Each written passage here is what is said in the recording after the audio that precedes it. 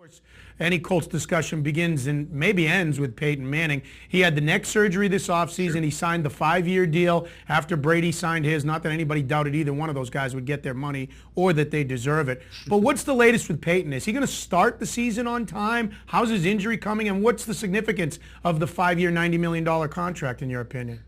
Well, starting with the injury, Manning's neck surgery was supposed to heal up in about 8 to 10 weeks. We're just moving past that point about a week ago. He's on the PUP list, the physically unable to perform list, which means he's not working out in training camp. Manning has not missed a game in his entire NFL career. He's only missed one snap due to injury. They broke his jaw and he left a game for one play. And the backup quarterback fumbled the snap and the Colts ended up losing the game because of it. But Manning's a guy that never misses plays. He never misses a game. He never wants to come out. So I think everyone's expecting him back by week 1 for sure. The only question is, will he play any of the preseason games? Now, he had a knee injury back in 2008 and sat out the entire preseason then. So it's possible that he'll sit all 4 preseason games, but we'll see in week 1 versus Houston.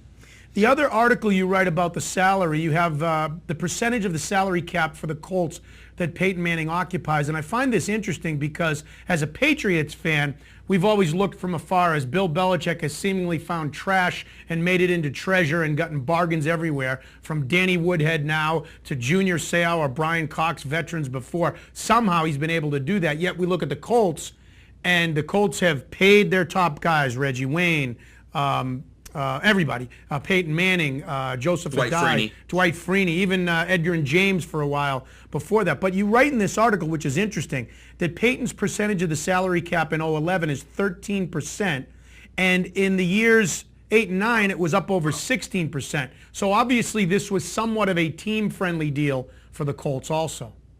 Definitely. There was some strange backlash against Manning right after the contract was signed, but the more you break it down, the more you realize this was definitely a team-friendly deal.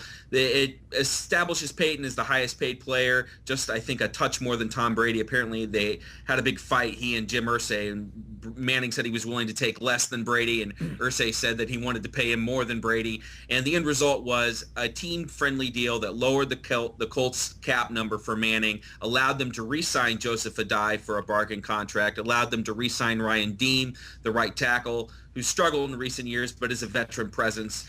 And that deal let the Colts get a few more players in that maybe they wouldn't have otherwise. And it was a win-win for everyone all the way around. And now we know Manning will be the quarterback in Indianapolis at least for the next 5 seasons, maybe the next 6 seasons, and for the rest of his career. The other thing I wanted to ask you about, Nate, is Joseph Adai. He's a guy that always has been there for me when all the top running backs have been taken in my fantasy draft, like round 5 or 6, and I've always seemingly taken him. But for the most part, he's let me down over the last 2 or 3 years. And then I even cuffed him by drafting Donald Brown, and Donald Brown let me down while showing flashes of stuff. What is the Colts running situation, and what does this mean that Adai's coming back? Well, the Colts running situation comes from their offensive line, which is horrible. And people don't realize, because they look at sack numbers, which sack numbers are much more indicative of quarterback play than they are line play. But the Colts have had one of the worst offensive lines in football for the last 3 seasons. Really, just bottom of the barrel, terrible offensive line.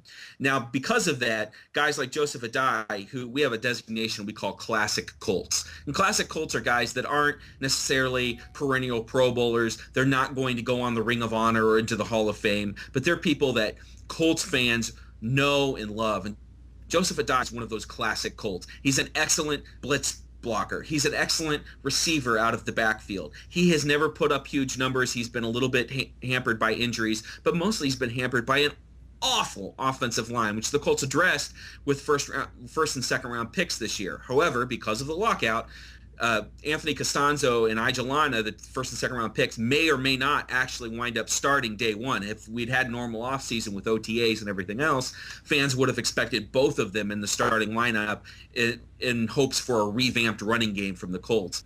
Hey, Nate, great stuff. We really enjoy your website. The website is 18 to 88. If you haven't checked it out, we encourage you to check it out. Of course, the 18 to 88 tribute to Peyton Manning, to Marvin Harrison. His name is Nate Dunlevy. You can find him on Twitter. We'll be sending you a copy of this interview. Feel free to embed it, put it up on your website if you'd like, Nate. And we'd love to check in. We'll love to check in with you once again when the regular season starts.